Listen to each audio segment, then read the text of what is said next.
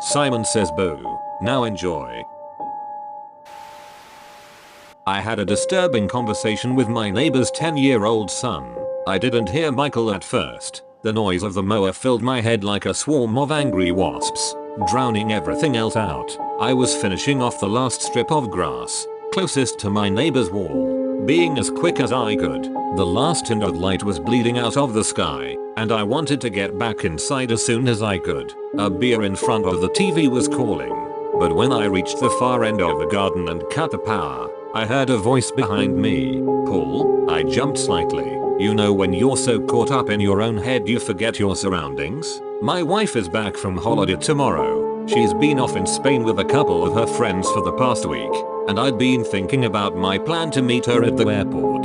Timings, when I'd need to leave, all that. I was in my own little bubble. The voice floating over from my neighbor's garden punctured through it. I turned from the mower and stared over the low wall into the garden next to mine. I couldn't see anything at first. The sky was mostly dark overhead, and the only light spilling into the gardens came from single street lamp on the road behind my house. It did little to shift the shadows. Over here, I shifted my gaze and finally saw him. Michael, my new next door neighbor. I'm pretty bad at guessing kids' ages, but I reckon he has to be around 10. He's got a shock of messy black hair and these big, brown eyes. The kid's a starer, too. I've only seen him a couple of times since he and his mum moved in last week, but every time I do he gazes at me like I'm an animal in the zoo. It's a little annoying. This was the first time he'd actually spoken to me, though. Oh, hey, Michael, is it? I actually knew his name perfectly well. I'd bumped into the estate agent selling the house next door and he told me,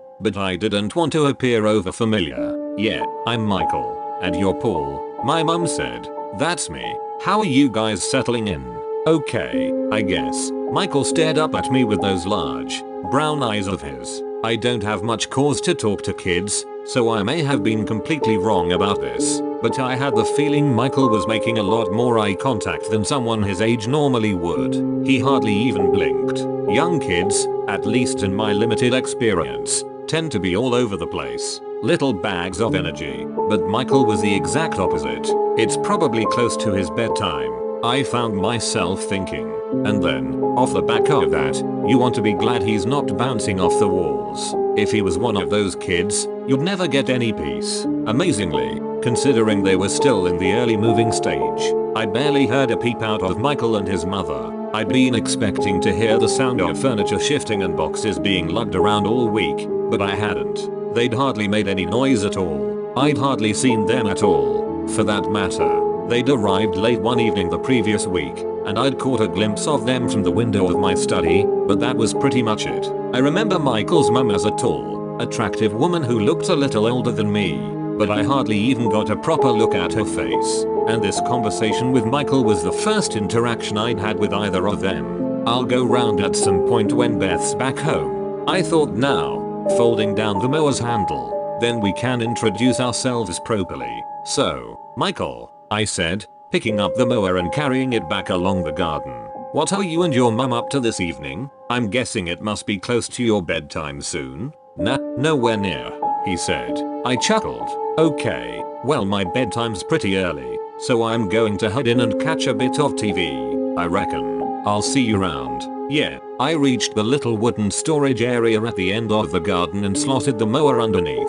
I was on my way to the back door when Michael's voice stopped me. Paul, what's up, mate? Do you always mow the garden so late? I smiled. No, I usually try to get it done when the sun's still out. Only my wife's back home tomorrow, and I wanted to get the place looking nice for her. I guess it must look pretty odd to be out here mowing at night, eh? Nah, I don't think so. I think everything's more fun at night. Oh yeah, I go on adventures all the time. I could hear the excitement in Michael's voice, even though I couldn't see his face properly. He was just a shadowy outline in the darkness of his garden. One time we even went night fishing. Have you ever been? I shook my head. I've been fishing once or twice, but only during the day. It's way more fun at night, I reckon. Everything's more sneaky at night. I found myself grinning again. Despite my urge to go back inside, the kid was sort of entertaining. Well, Maybe you and your mum can show me and my wife sometime. Sounds like you guys are way more exciting than we are. I turned once more to the back door. This time I was actually holding the handle when Michael's voice stopped me. Paul? Yes, buddy? Paul, do you have anything to drink? Like juice? Or anything? I hesitated. I'm not sure. I don't think I. Do you mind if I have a glass real quick? Mum's still sleeping, and she's been super tired this week. I don't want to wake her. I paused with my hand on the door. If Beth had been in, I probably would have said yes straight away, likely without even thinking about it. But standing there in the dark garden, I was suddenly aware that it might look a bit odd if I invited a 10-year-old kid into my house, even if he was my next door neighbor, and I doubted his mum would like the idea all that much. Do you not have anything to drink at your place? My hand was still on the door, but I hadn't turned the handle yet. I stayed in the same position, my mind whirring with excuses, and when I heard a voice directly behind me, I almost jumped out of my skin. No, we don't have anything. I spun round and found Michael standing about a foot away from me, staring up at me with those large, brown eyes of his. The kid must have clambered over the garden wall while my back was turned. Must have done it without making a sound. Please, Paul, just a super quick drink, and then I'll go back home. I won't even sit down, I promise. I made a quick mental calculation in my head. Our back door opened straight into the kitchen, and I had orange juice in the fridge. Michael would probably be in and out in a couple of minutes. His mum might find it a little odd that he'd been inside the house if he told her. But wouldn't she find it just as odd if her new neighbor had refused her kid a drink when he asked? I hesitated for a couple more seconds, then sighed. Okay, go on, then. But you have to make it quick.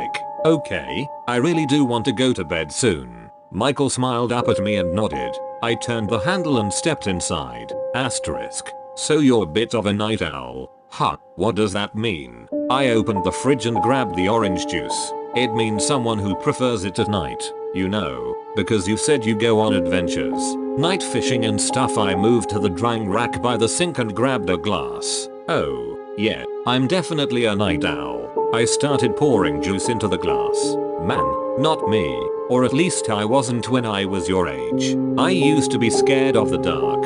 You'll get used to it. I said you get used to it, once you spend enough time in it. Right. I turned and handed the glass of orange juice to Michael. He took it from me and smiled. He moved the glass towards his mouth, then paused, watching me over the rim. You know, my mum doesn't like me doing this anymore. Doing what? Going into houses with strangers. Not after last time. I stared down at the kid. He looked back up at me, the smile no longer on his face. Somewhere down in my stomach, I felt something uncomfortable squirm. What do you mean, mate? What happened last time? Michael glanced over his shoulder at the closed back door, as if he was checking to make sure his mum wasn't there. He moved the glass of orange juice away from his mouth and placed it on the kitchen counter. Then he shrugged. Nothing, really. It's just that in the place we used to live, I made friends with this old man who lived a couple roads over from us. He invited me in for a drink, too. Only then he got weird. Oh Jesus. I tried to keep my expression the same, but I was suddenly wishing I'd said no to the kid's drink request after all. This didn't sound good. Some old pervert in his last town had invited him in for a drink, and then he'd got weird. How was his mum going to feel about him being on his own in my house now, given that something bad had clearly happened in the last place they lived? He got weird. The words were out of my mouth before I could stop them. I should have just sent the kid packing there and then, but I guess my curiosity got the better of me. Michael shuffled on the spot, staring back at me. Yeah, he wanted me to come down to the basement with him. Told me he had this really cool Lego collection, and I asked if I wanted to see it. He insisted I see it, even when I said I had to go. My mouth suddenly felt dry. So, did you go with him?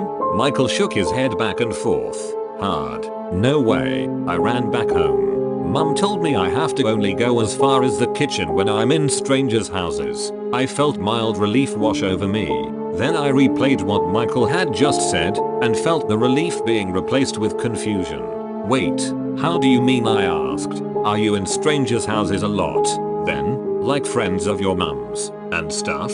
Michael opened his mouth, then closed it again. He turned and moved his hand back to the glass of orange juice on the kitchen side, but instead of picking it up he only prodded it with his finger, sliding it over the surface. When he looked back at me he carried on speaking as if he hadn't heard my question.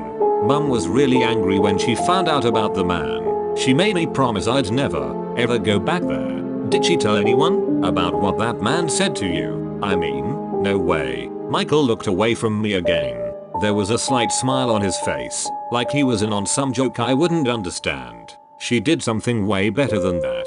Oh yeah? What did she do? She made him disappear. I had my mouth open to ask another question when I realized what Michael had just said. The next thought I had was that I must have misheard him. What did you say? I said she made him disappear. I told you, night's the best time to hunt. Michael fixed me with those brown eyes of his. Only right then they looked darker than brown. Almost black. I don't. I tried to find words, but I was at a loss. Michael smiled up at me. It's funny, he said after a moment. People think Mum won't come in unless she's invited, but they've got the rules all wrong. As long as one of us has already been invited, then it's fine. She can come back with me anytime she wants. The kid smiled at me once more. Don't worry, Paul. I'll tell her you were nice to me. Make sure she goes easy on you when you meet her. Thanks for the juice. He turned away and pulled the back door open. I found my eyes wandering over to the glass of orange juice, my mind vaguely aware that he hadn't touched a drop of it. But when Michael spoke one more time, I turned back to him. He was framed in the open doorway, half lost in the night. It'll take some getting used to, he said, but you won't be scared of the dark much longer. I volunteered to sit next to a dead man on a plane, and deeply regret it. The man in seat 43A died halfway across the Atlantic. I was sitting near the front of the plane, just behind first class, and couldn't really see the commotion, but I could hear someone gasping and retching, loud at first, then quieter and quieter. A flight attendant got on the PA and asked for any medical professionals among the passengers to help. I guess there were none. After a few minutes, the man's sounds deteriorated into a sort of gurgle, then silence, then it was over. His name was Molyneux, and he was old but not that old, and it was likely a heart attack, aneurysm, drug reaction or God's will, according to conflicting nth-hand reports that filtered down the plane from row 43, where a flight attendant simply buckled the newly deceased back into his window seat and covered his face with a complimentary airline blanket. The pilot got on the intercom and told us the plane would be turning back to New York due to a tragic medical situation involving one of our passengers. Folks, we are looking for a volunteer willing to sit next to the deceased while we return to our originating airport. The pilot continued. This flight is entirely full, and the person sitting there now isn't feeling comfortable. It's an aisle seat, and it will only be a few hours before we're back over land. I'm not sure why I volunteered. Probably some combination of exhaustion, altruism and morbid curiosity. My vacation plans were shot anyway, I figured. So why not take the most interesting seat on the plane? The flight attendant thanked me profusely, as did a queasy looking teenager who took my original seat. I picked up my handbag and shuffled down the aisle to the very last row of the plane. My only prior experience with corpses was an open casket funeral for my grandmother when I was a kid, but the idea of death had never particularly bothered me. It's natural, after all. That said, I admit that I second-guessed my decision as soon as I saw my new seatmate, Mr. Molyneux, rest in peace, sat upright between the window and me, strapped around the waist, with a blue fleece blanket covering his torso and head. The blanket did not cover his hands, which were resting on his lap above his seatbelt. Placed that way by a flight attendant as a sign of respect, I assumed. Molyneux's pale fingers were twisted into claws that betrayed the agony of his death.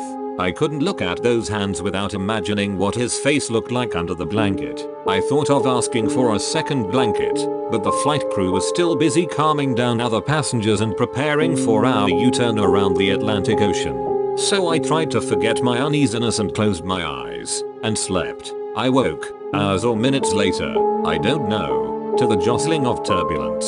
The cabin lights were off and most of the passengers around me seemed to be sleeping. I looked out the window, trying not to look at Molyneux as I did so, and saw only the uniform blackness of the night. I imagined the ocean miles below us, lightless and cold, The thought unsettled me and I reached across Molyneux to close the window shade. Then I stopped myself.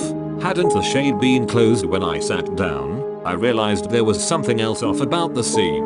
Molyneux's posture had somehow changed while I slept. It took me a few seconds to pinpoint it. His gnarled hands remained on his lap. He was still belted at the waist, and the blanket still shrouded his upper body, but the fabric looked somehow twisted now, as if he had been fidgeting. Very slowly, knowing it was insane even as I knew I couldn't stop myself, I lifted a corner of the blanket. I uncovered his shirt, which the flight crew had unbuttoned while trying to save him. A patch of blue-gray skin sprouting white chest hair peeked out from it. I lifted the blanket higher. His collar was flecked with dried blood. I remembered his terrible gasping. Finally, I pulled the blanket entirely off and stifled a scream. Molyneux's head was turned away from me, exactly as if he had turned to stare out the window. I could see his face reflected in the plexiglass. It was undoubtedly a dead man's face. Pale, drawn, lips parted, jaw slack. There was no life in it, except his eyes. They were moving. I stared at the reflection for half a minute and I'm sure of it. In the center of that death mask, two pupils flicked back and forth, as if tracking something out there in the sky. "What are you doing?" a voice beside me interrupted. I whipped around and saw the woman seated across the aisle staring at me, not so much in fear as disgust. "Cover him back up. Give him his peace. I think he's been moving." I stammered. "His eyes. I think he might not actually be." But I couldn't finish the sentence. It was too crazy.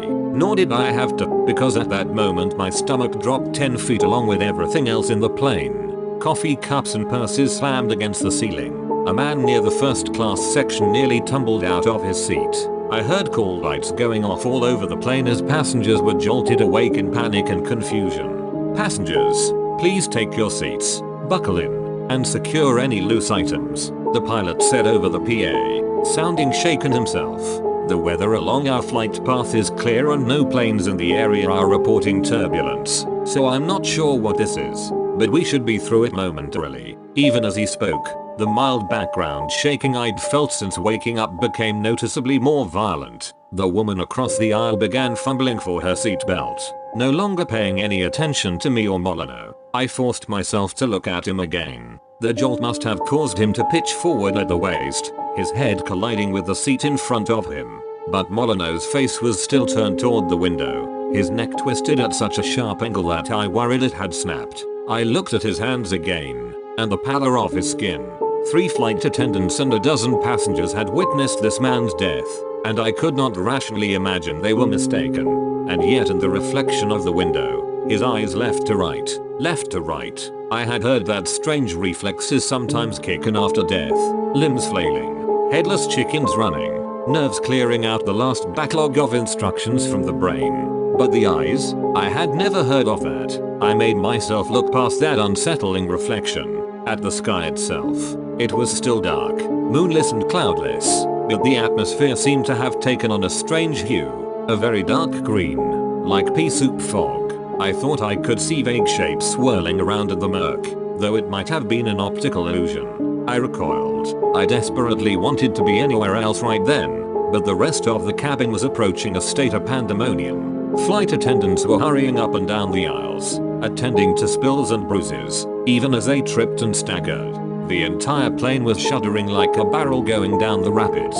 A series of jolts sent Molyneux's upper body swinging back and forth like an upside-down pendulum. He was thrown backward into his seat, then sideways into me, a horrible feeling I will never forget, and then the opposite way, his face slamming directly into the window, where it came to rest. That was enough for me. I unbuckled, leapt out of my seat and locked myself in the bathroom directly behind me. I would cower on a toilet for the rest of this hellish flight rather than spend another minute sitting with Mr. Molyneux. This plan worked for a half hour or so. I braced both my arms against the bathroom's walls and listened to the chimes of flight attendant call buttons, the whine of jet engines and the growling of the sky. I tried to calm myself by visualizing the skyline of New York, the JFK airstrip, a calm descent.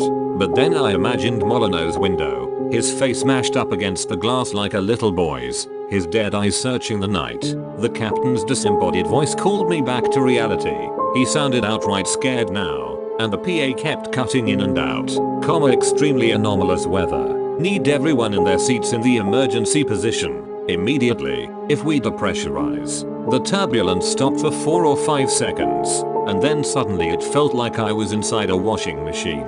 I bounced against the walls of the bathroom, landed on the floor, and could barely manage to get the door open and crawl on all fours into the aisle. All 3 flight attendants were down, sprawled on backs and bellies between the seats. Some of the overhead luggage bins had burst open and spewed baggage out. Many of the passengers were weeping. A few prayed. And through it all, the plane would not stop shaking. I heard a series of small bangs above my head and felt something wet on my cheek. Every single soda can in the galley had exploded. I climbed into my seat and belted myself in, having briefly forgotten about Molyneux in my terror. Thwack thwack. But he was still in his seat, of course, whipping back and forth like a flagpole in a hurricane, headbutting the window so hard that I could see the plexiglass balloon outwards and rebound each time. Thwack. I became worried he'd crack the window, though that's supposed to be impossible. So I overcame my revulsion and grabbed his shoulders. But I couldn't restrain him. Again and again, his head hit the window. I began to fear that it was not simply the motion of the plane that compelled him. Thwack thwack thwack. No one else on the plane was watching this. Some of the passengers had rallied and were trying to pull the injured flight attendants out of the aisle. Others were whispering goodbye messages into their phones. Thwack thwack krrrrrrr. I heard something crack beside me and hoped desperately that it was Molyneux's skull and not the window. Outside I could see that the green fog was alive with swirling, amorphous shapes. Thwack krkrrrkrkoom. Another explosion. Not pop cans this time, but pressurized oxygen escaping into sky. Molyneux had managed to smash out both window panes in one final blow. Now his mangled head was hanging outside the plane, and the rest of his body was straining to follow it, restrained only by his seatbelt and the width of his shoulders. An alarm went off in the cabin, and a jungle of oxygen masks fell from the ceilings. I put mine on at once, but heard other people screaming. Some passengers were trying desperately to get masks on the unconscious aircrew, but the plane was shaking more violently than ever, and loose debris was flying up the aisles toward my row. Toward the hole a dead man had made in the airplane. Cabin breach, said the pilot. Limited backup oxygen. So I'm trying to descend to a safe altitude. Bit hard to do that in this storm, or whatever it is. God be with us. Once I was sure that I could breathe and was no in danger of being sucked out myself, I took one last look at Molyneux. His head might have torn clean off outside the window. For all I could see of it past the rest of his body. I pictured those eyes again, which had seen something in the sky that we had not seen, could not see, even as it now threatened to shake the plane apart. There was some connection between these events that I might never understand. But even without understanding, I could make the last move available to me. I reached over Molyneux's lap, lifted one of those cold, clawed hands, and unclasped his seatbelt. There was an intolerable crunching noise as, I presume, his shoulders were squeezed and crushed to fit the window frame. And then in a split second he was gone, out the window, into the night, a pale old man falling end over end toward the black ocean. Whatever you saw out there, I whispered, whatever you were looking for, go to it and leave us be. The green fog lifted a few minutes later, and the plane descended until it was safe to breathe without the masks. Less than an hour later, I really did see the JFK airstrip. A whole squadron of police and ambulances met us on the way down. The flight attendants and several passengers had to be hospitalized, but as far as I know no one suffered serious injuries. Federal investigators eventually concluded that we had flown through a localized weather anomaly, witnessed by no other plane in the sky that night. Some sort of debris must have been flying around up there with us and taken out the window at 43A, they wrote in their report. This event led to a sudden loss of cabin pressure, in which the body of a passenger who had died earlier in an unrelated medical emergency was ejected from the plane. I expected to hear a lot more about it on the news, but I suppose in the end it was just one of those things. The airline had no interest in publicizing the incident, of course, and the passengers had no desire to relive it. For most people on the flight, it was simply a freak tragedy followed by a close call, and all's well that ends well. I'm the only one that will dream for the rest of my life about Molyneux's eyes. and what they saw on the way to the ocean.